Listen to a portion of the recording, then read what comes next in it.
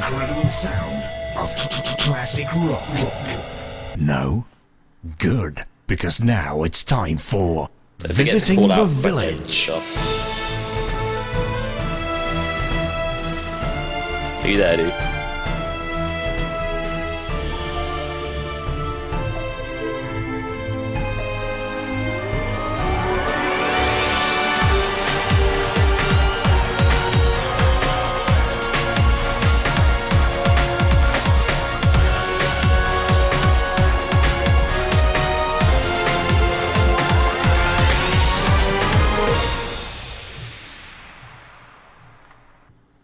Hello ladies and indeed gentlemen, and welcome to this glorious episode 55 of Visiting the Village, the gaming podcast that likes to deal with some of the more obscure news outlets and news items that we see in our gaming week. Joining me, as ever, is the incontrovertible Ian Hardingham.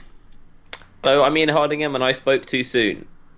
Today's top story is Greg Zashuk and Ray Musica leaving BioWare, the original founders. They're both going on to do very different things. Let me read for you their statements about what they're going to do. So first up we have Ray Musica, and he says, "I feel the need now to move on to a new chapter in my career. With the growth of BioWare to multiple locations as part of a public company, following 2 decades of multiple successful product launches across many platforms and business models, I've largely personally achieved what I wanted to in video games. I now desire to take on a brand new entrepreneurial challenge." And now Greg Zashuk. "The main project I will be working on is a web-based interview show called The Beer Diaries, where I interview notable brewers and showcase their beers." Ian Hardingham, what do you think about leaving the games industry? Yeah, I mean, I think this sounds like a fairly standard exit. They've been running a pretty successful company for a really long time. It's now probably pretty unwieldy from their perspective. They probably don't do all that much anymore. And they've almost certainly got enough money to retire and not have to worry about money. So it basically becomes, this is retirement. You know, yeah. They're focusing a lot on what they're going to do afterwards. But this looks to me like they're just going to sort of dabble in a few things, entrepreneurial stuff. And this certainly sounds like retirement to me. And that seems fair enough. I mean, you know, you start off and you've got 10 people or whatever, and you're massively involved and you're wearing all the different hats. And now there are hundreds and hundreds of people working for you. You've just released an MMO that has the Star Wars license and all that kind of thing. I understand it. It seems to me like this is a good point for them to go. I mean, like they say in their statements, they've created this giant company that's now changed into something that's, you know, unimaginable to them when they started. And they have so many issues and difficulties to cope with now, especially things like, you know, their relationship with their community, dealing with this vast number of multiple huge products at once. That, yeah, if you want to go and make a web show about beer, or you want to go and save the world through entrepreneurial ventures, this is probably the time to do it. Yeah, I mean, I think it depends a lot on sort of why you get into the business. So I've got into video games because I like making video games and designing them.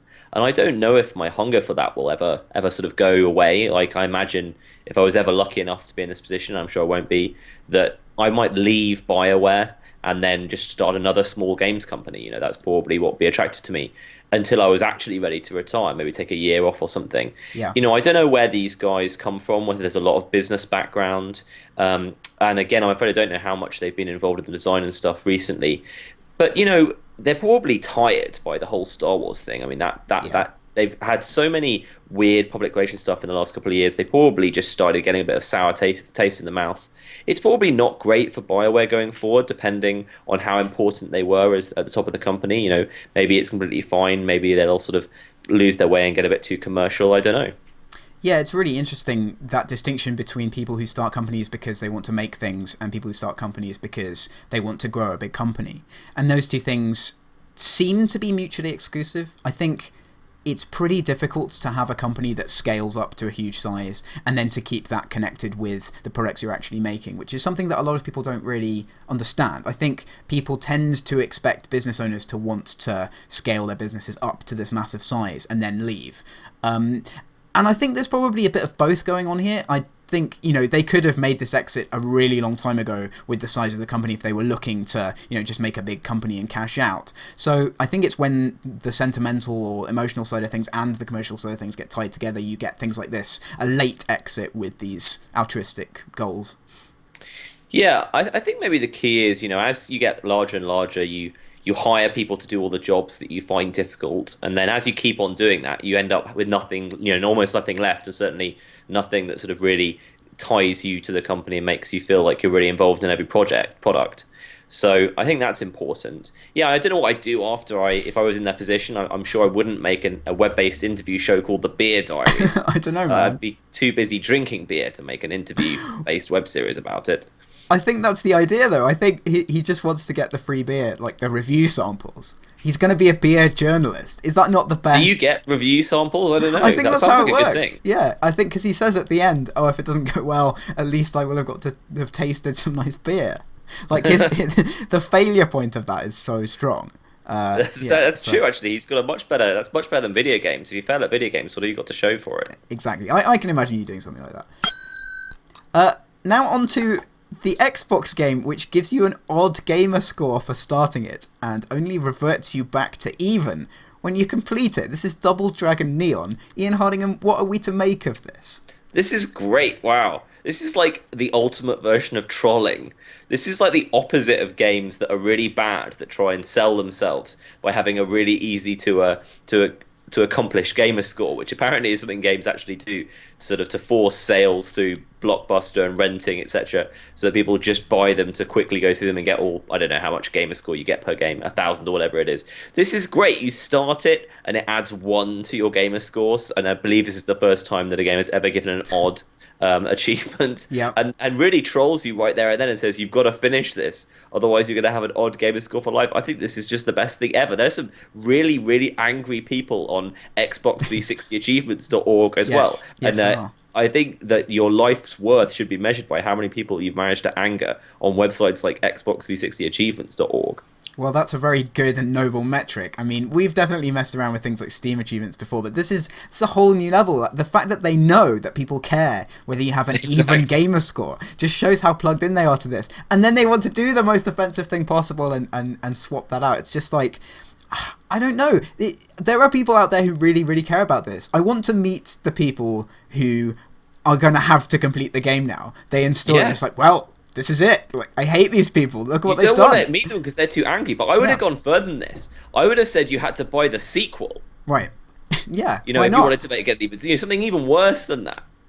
What was that game which I'm sure we've mentioned before that had you flying around your own hard drive, and then it was posited that it could hold your files hostage until you completed the game? Maybe that's two different things. I think we elided those two things before, but it got flagged as a virus by Norton. Right, well, exactly. I mean, that's fair enough. I don't know. I think I want to see more of this. I want to see more meta usage of these systems for exploiting people's anger. We haven't got as far as we can get with achievement trolling, definitely. There's a vast mine to be mined. On to failure now. 2 items about failure, and the first of our failure items is about free-to-play failure. Hookshot Inc. has an interview with 2-man indie team Mick and Greg, creators of Solipskir, about their free-to-play failure Gasketball. Try saying that 3 times quickly. There was a lot of panic immediately after launch when we realised that we were doing pretty terrible sales numbers, and it probably wasn't going to improve without more work, said the game's designer Mike Boxleiter. Ian Hardingham, is free-to-play still viewed as a magic bullet? I think it is still viewed as that, and that's the reason I wanted to talk about this. I think we don't hear anything like enough about the failures of FTP, and I'm really surprised. It would seem like something people would like to read about, because a lot of people feel vast schadenfreude towards FTP. They really don't like it. And there must be an awful lot of failures. I don't believe that every single game released on FTP, minus Gasketball or Gasketball, whatever, is a success. These guys had a surprise hit with their first game, Solipskir or whatever it is called, and for the sequel they decided to completely change the monetization strategy, going from pay once to free to play. It seems like a massively stupid idea to me. I think if you've just done really well with a pay once title, I think you should continue to do pay once titles. So that's my call, really. But I do want to hear a lot more about this stuff. Like FTP, everyone in their hats is just saying it's the best thing ever, and I don't believe that it's the only answer. Yeah, this is really interesting as well, because it's not like this was an unknown game. It had 600,000 downloads, which is really pretty good. But the fact was that it just didn't monetize well. And this is something that the free-to-play proponents, the serious free-to-play proponents, will talk about a lot. The idea of, yes, you can have a game that is popular that people play, but it can monetize poorly if you do the wrong things. And I think there are a few indications in this article, like, for example, the fact that they said, they didn't launch with any analytics, so as soon as it didn't, items didn't start selling well, they put analytics in. Like that, reflects a really naive approach to doing this in its entirety. But you're right, people don't talk about these failures enough, and they don't go into enough detail to let other people know what are the pros and cons of the business model. I mean, I think it just sounds like the game isn't good enough. We didn't get data on how much people were playing, how long they're playing for, and 600,000 downloads for an iOS title isn't particularly impressive. It just sounds a lot to me like it's not a very good game, and the problem is that they kind of threw away all of the advantage they had from having their previous successful game, because a lot of people who I'm sure would have paid once for their sequel or the follow-up didn't have to. Yeah. So this is the kind of risk you're taking. It's true. It's definitely a risk. Changing to something that you have no experience with is always a risk. Certainly, it's just there's a big tendency for people who are anti free to play to look at things like this and go, obviously it doesn't work. And that's true. It's just, the problem is that there's no sensible way of looking at this. We've certainly seen in the last 2 years much more data coming out, much more do's and don'ts of how to do free to play coming out. So we just need a balanced argument which isn't based around isolated examples. Yeah, but my position on this has always been that FTP works for a smaller subset of games than pay once. So if you have a really good game that people will play for quite a long period of time, then that can be an F2P success. Yeah. And there are lots of games that you can really enjoy for a few hours that just don't go for FTP, and I think that's why it's so risky. I don't think it's to do with not having had any experience with it. It's just that if you find a successful business strategy, I think it's a good idea to continue using that one. Yeah, absolutely. And part of the naivety, I would say, is not understanding that. I mean, and also we don't know that about this game. It might be something that people are playing a lot, but it just monetizes badly. We don't know and that would be almost more interesting if that were true. Absolutely. Maybe there is some aspect of the game itself that's good but non-monetizable. But I still think it's pretty simple. I think it's just if you get people to play for a longer period of time, they'll pay money. But maybe there probably are more subtleties to that. That's why we need better reporting on it. Well, there's nobody who will argue against that. Like, it's integral to the entire free-to-play proposition that people are playing for a long time. They want to continue playing. In fact, Nicholas Lovell published an article today about why free-to-play games should always be free-to-play. They shouldn't stop you playing for an arbitrary reason, because that's poor monetization, because you want to keep people playing for a long time. I guess, maybe that's not true in all cases. At some point, the best thing may be to charge someone and lose some users. Again, that kind of statement, I think, leads to people altering the design of their games. You and me have talked a lot about how to make single-player linear experiences F2P, and I think that sort of the most far-ranging version so far is to have sort of certain pay barriers, basically almost a bit like the end of a demo, but a little bit more complicated. When you start saying you can never stop people playing, I think that pushes you into some corners design-wise. Absolutely. Well, it's all about the corners design-wise. More failure now. This time Kickstarter. Gamasutra has an article which goes into some of the reasons behind various Kickstarter failures, including the amazingly named Bad Dudes 2. More than half of Kickstarter campaigns fail to reach their funding goals. Do you think we'll see a change in how people consider Kickstarter now that the honeymoon period is over? Yeah, I still feel like we're actually in the honeymoon period, but possibly like the end of the 2 weeks where it's still kind of like fun and you're still on holiday, but you're starting to feel like going home, that kind of thing. That's where I think we are at right now. Basically, people are still putting an awful lot of faith and money into Kickstarter projects. People are also aware that it can be bad to do it at the wrong time. Sort of, do you only get one chance? Like, is it embarrassing when you fail at $100,000 and go back in for $20,000? All those different things. There was some sort of semi-interesting stuff in this article. They were just saying you have to have a really good video. You have to spend a lot of time interacting with your community and stuff. The main problem that I have as a developer with using Kickstarter is, as you have a success with it, people tend to go over the top with their stretch goals and sort of get themselves into real trouble. They start promising things that they can't deliver, or takes them, 25% of the development time to deliver when it's not actually helping make the game good. I think it's definitely not clear yet the real negatives that Kickstarter can have on a development team. Absolutely. I think this backs up some things I've thought as well, which is that Kickstarter multiplies the issue of communicating your game to an audience. So we know already that if you're making an indie game, one of the most important things about it is the core concept. Whether it's doing something new, whether it's doing something that people have an affinity for already. If you have that concept there, your communication becomes easier, but then you still have to put the work in to clearly communicate that through video, through the things you're writing about it, through the way that you approach your Kickstarter page and so on. Because you don't have a game that's out that other people can play and defend you when people criticize you, you have a huge problem because you have to communicate everything in advance of there being any evidence for it. So not only that, you have to make people believe you, you have to make people believe you're competent enough to execute the thing and that the thing is plausible. Maybe you're making a super crazy ambitious game and you know that you can do it, but there's no reason for anyone else to believe that. That might not be a good candidate for Kickstarter. So Yeah, I was looking at the Obsidian Kickstarter that started early this week. They're making sort of a spiritual sequel to Planescape. And I was actually thinking that I much more support Kickstarters for AAA games than for high-rent indie games. I really like Kickstarter as a concept for things which you genuinely can't afford to do otherwise. And I think that's true for a lot of hardware-based stuff that requires production and research. And it's also true for AAA games.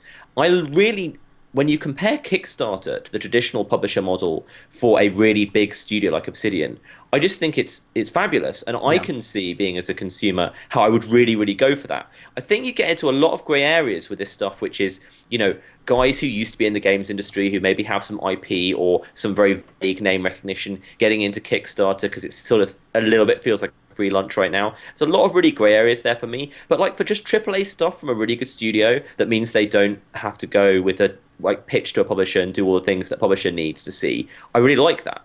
Well, it's exactly the reason that those studios existed, is to kind of promote themselves as a unit to make a game. So they already have all those skills to do that. They can do it to the general public.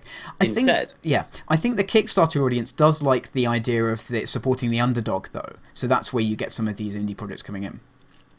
Yeah, definitely. I mean, I still don't feel like I understand the Kickstarter audience very much. People have lots of very different strong feelings about it. And it's still this question of a lot of people give money based on things they want to have made, and a lot of people give money based on people that they like, and almost giving extra money to a studio who made a game that they've really liked before. And the thing about those two groups is those are two really, really, really different groups of people, and they have completely different agendas, and it's quite hard to communicate properly with both of them at the same time. Absolutely. I still think the Kickstarter audience, the one thing I can say about it with authority is that it's very emotional, that it's making decisions about nostalgia, about future promises, and because you're not buying something that exists. It's not about getting the product. It's about paying for a feeling. So I think that factors into both of those groups. Yeah, definitely. And again, is it paying for the feeling of having control over the game industry and control over what gets made, or is it paying for the feeling of feeling more associated with people that you really like and products that you really like? Those two things I feel are different. And again, that core, that difficulty of interplay. I have some really, really favorite games, and if they ask for money in certain ways, then I'm really happy to do it. And then there are some people who are doing it too cynically for me. So yeah.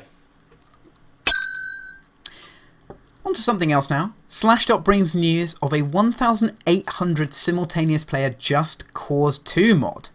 Ian Hardingham, should the mainstream industry be embarrassed by this modding effort? No, they shouldn't be. The Slashdot article implied that an 1,800 person on a server Just Cause 2 mod somehow showed that modders were better at this kind of thing than game studios, and that can often be true, but that doesn't mean anyone should be embarrassed. I think there's an interesting concept here. I think as tools and middleware and knowledge and professionalism of sort of small groups of people and individual people get better, you'll start to see quite a lot of things like this be done by individuals when previously they could only be done by big companies. And I think MMOs is probably a good example of this. I think in the next 5 years, we'll start seeing some tools which enable anyone to make really effective MMOs. And it's kind of, this is just an example of how making a game is so complicated and requires such a lot of work. There are some areas that almost never get enough attention, and it requires the modding teams to give them that much of attention. So I'm kind of excited to see where we go with this next stage of possibly indie MMOs. Do you think that's going to lead to some different forms of design if this kind of technology is being democratized? Yeah, definitely. People will be making a load of crazy things, 95% of which don't work and 5% do. And then maybe in 15 years, the actual next World of Warcraft will be based on one of those things. I mean, Minecraft's probably the closest example, but maybe something more purely multiplayer and more massively multiplayer than that. This kind of thing, I mean, I've never played any sort of super large scale things apart from MMO. Like, I've never played Battlefield. I just think it must be pretty difficult if you have that number of players running around to do anything meaningful with them, especially in a kind of competitive game. Well, Battlefield's only generally sort of 64, 128 Yeah. at the high side, but maybe something like PlanetSide. Yeah. Yeah, but I mean, I mean to play PlanetSide. People say it works really well. I mean, I guess it just gets split up into smaller sort of parts of the battlefield, so you find meaning in little skirmishes. Yeah. But again, that may be because no one's come up with a way of making all those people relevant. It seems to be like there should be a middle ground between that democratized Pong game where everyone decided to go left or right, and and World of Warcraft. There seems like there should be some middle ground there. Yeah. Changing tack again now to the financial world. PayPal have apparently stopped users making domestic payments within Argentina, citing the fact that locals are using it to get around governmental restrictions on the purchase of US dollars. Ian Hardingham, what are we to make of this? Well, so I wanted to talk about this because this just seems so amazing. So some people in Argentina found out how to use PayPal to buy dollars cheaper than they could do under normal circumstances, and basically sort of make money using PayPal's better exchange rates than they could get elsewhere. And then the idea that the entire of the country would have just PayPal, which is still a massive means of commerce, blocked from them from using them. So they can buy things via PayPal from a different country, but they can't buy an Argentinian product using PayPal. It just seems so amazing that these companies have so much power that an entire country can have a serious part of its commerce just removed because of that. You know what this is? This is a classic PayPal solution. PayPal is the company that brings a tank to a bar fight. It's the company that opens a can with a drill.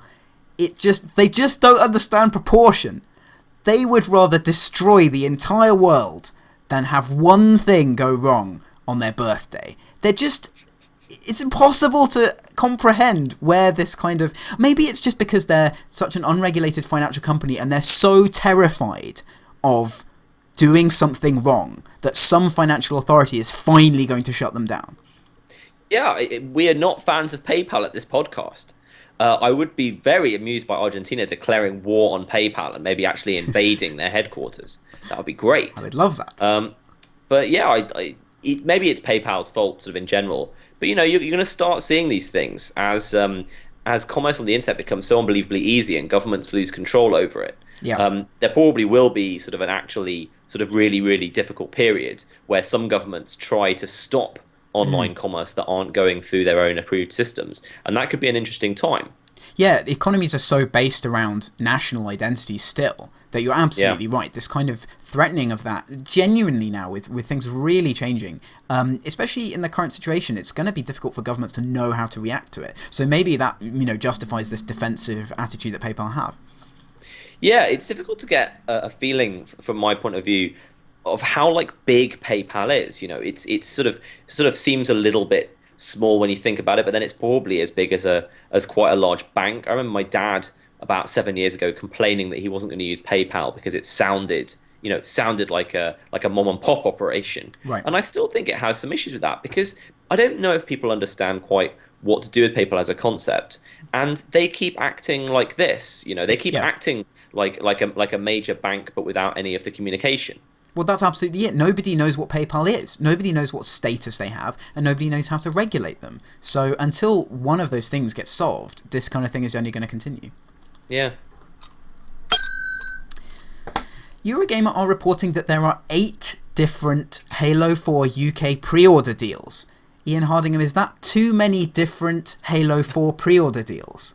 I think that might be too many. I feel like we should revisit this slightly boring topic of of retailer-specific pre-order bonuses. I'm going to look at these while you talk. There are some pretty funny ones here. So a lot of them are in-game skins, etc. But there are stuff like a T-shirt and some kind of weird like emblem and physical item, etc. And you know, I think Shop2, Play.com, Blockbuster, Amazon, Tesco, HMV Game, and Granger Games. Those are the 8 people who have separate different things. I just think it's weird.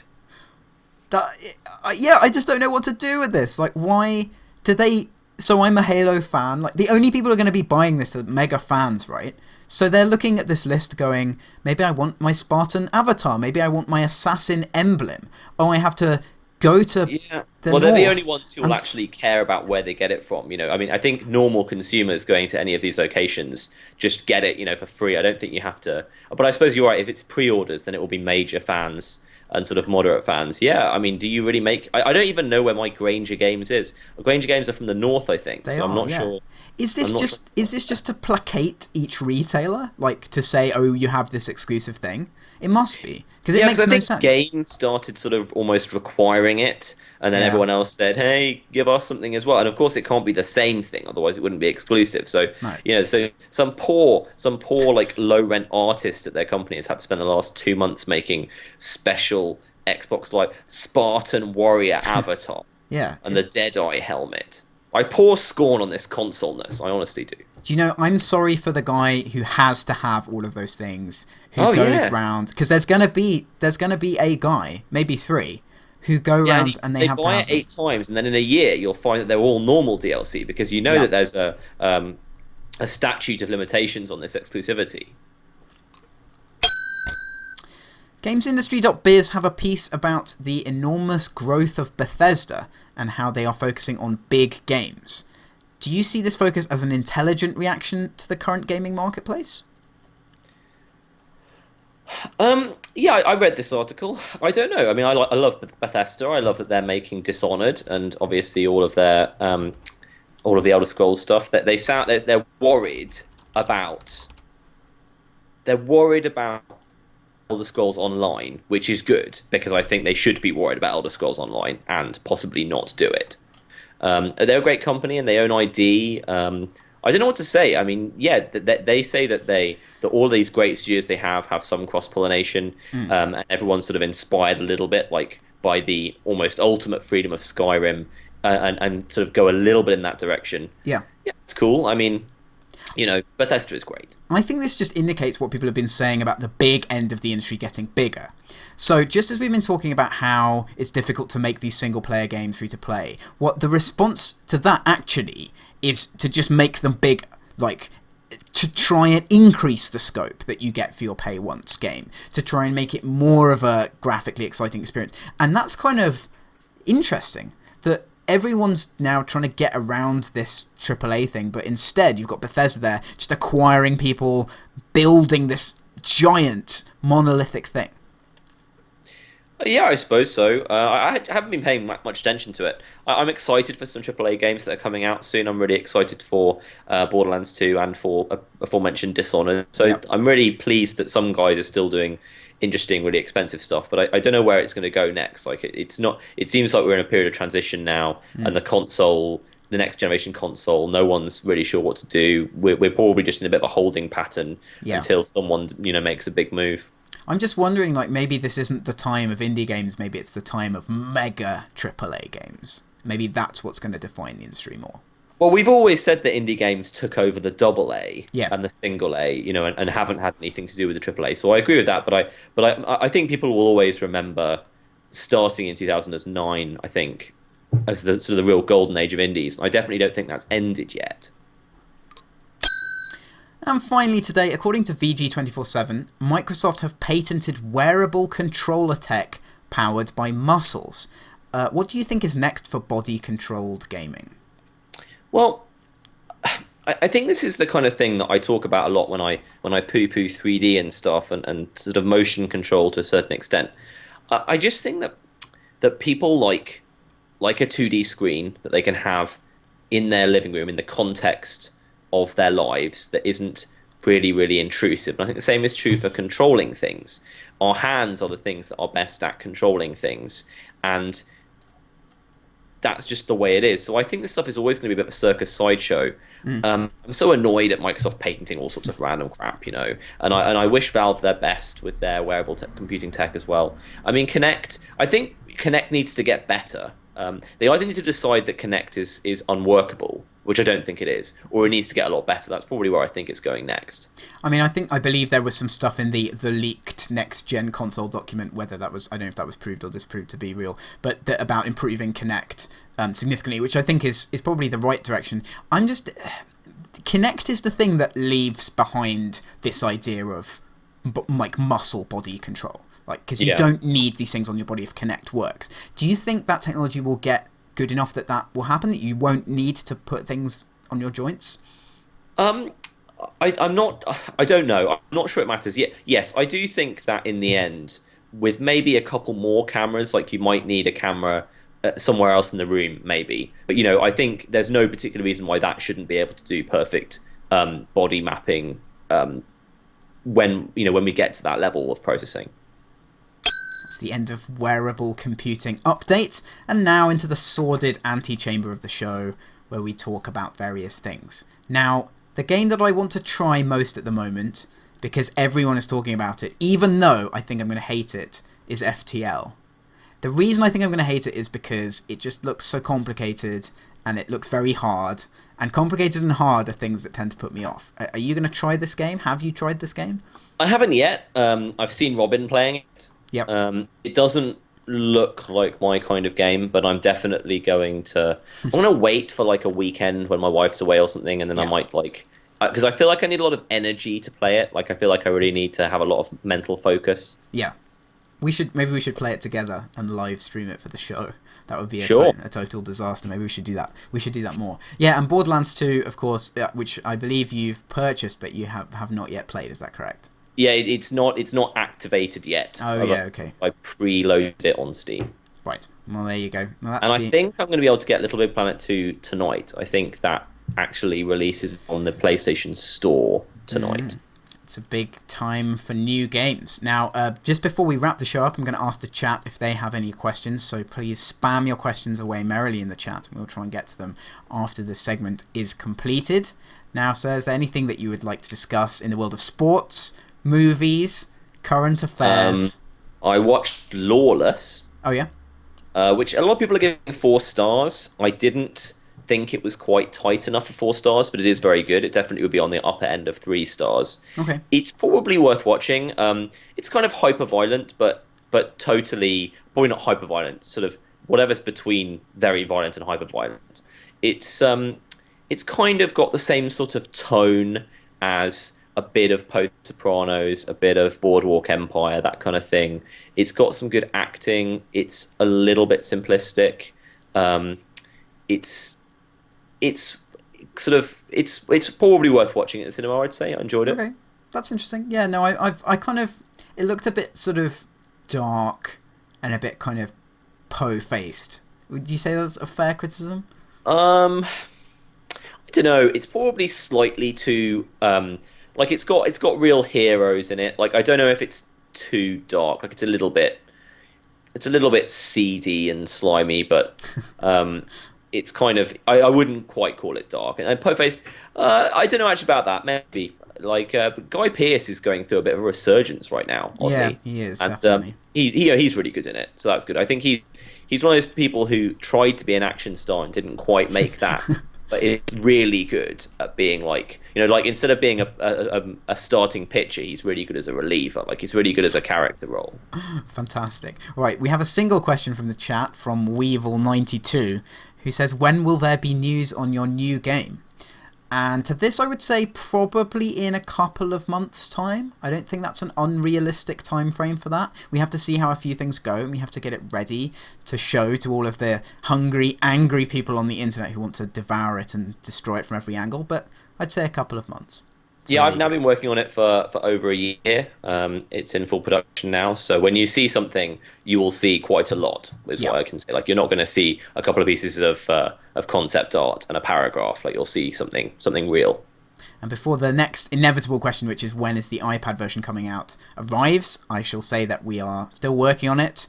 We have a very trusted and noble member of our extended force who is currently working on some bugs, and I have to go and talk with him about that fairly soon. Deputy Sheriff Mango Fusion. He's here. He's in the chat. He does a winky smiley to indicate his presence. There we go. Thanks very much for tuning in, everyone. We will see you again at the same time next week, 6 p.m. UK time, twitch.tv/mode7games. Go to visitingthevillage.com, and please add us on Facebook and all of that good stuff so you know when it's happening. Ian Hardingham, you should now say goodbye. Thank you and goodbye. That's it, children. Time for bed. Don't forget to pay us a visit at www.visitingthevillage.com.